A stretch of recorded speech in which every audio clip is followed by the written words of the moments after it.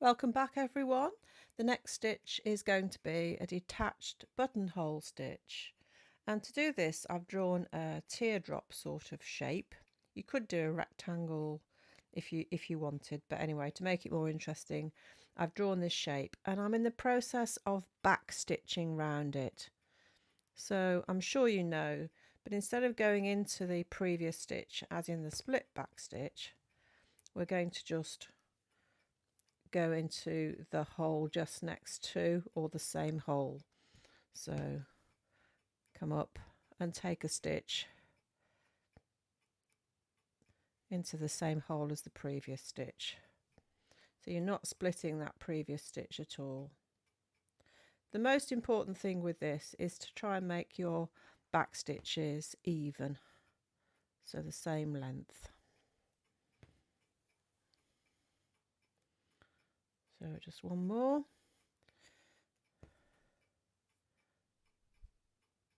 I've now threaded up a new piece of thread because ideally you want to do this all in one go, and I've changed to a tapestry needle, and I've come up as a right-hander to the top left of the shape. If you're left-handed, you'll come up to the top right, and then I'm going to point the needle towards me and through the first back stitch there at the top. So go through the loop.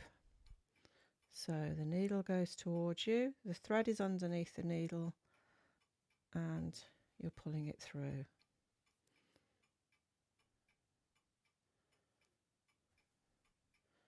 We're using a tapestry needle because we're weaving and I don't want to pierce, we don't want to pierce the thread.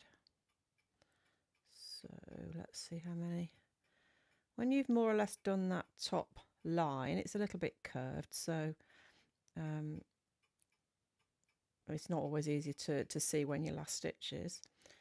Take your thread under the closest back stitch, and then under the next one, and we're going to lay the thread across and take it through the back stitch the other side, and then we're going to go through the bottom of that previous stitch at the first one that you did at the top row, and take in the thread that you've just laid and make another stitch. Make sure the laid thread is tight on top.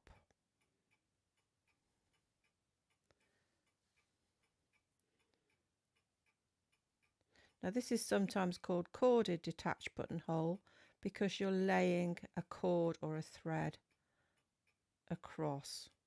You can do it without going backwards and forwards, but we'll do it like this. So then through that next back stitch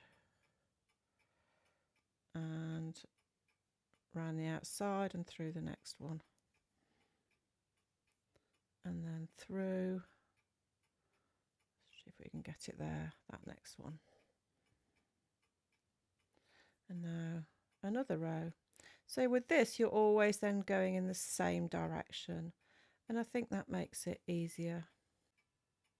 It's called detached buttonhole stitch because it's not done through the fabric, so this bit here is completely detached from the surface.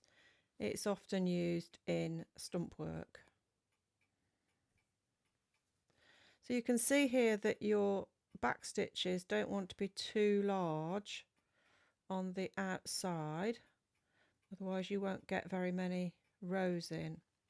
You can also do an outline with a chain stitch or variations of chain stitch, but we haven't done that yet, so we're using a back stitch.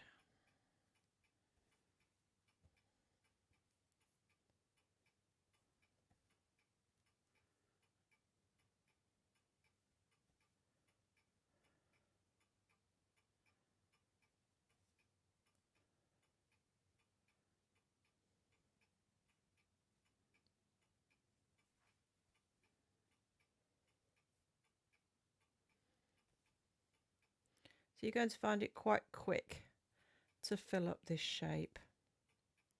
This is a stitch that is used a lot in stump work, and you do it on a separate piece of fabric, often on wire, and cut it out and then attach it to your work. I will show you a piece shortly.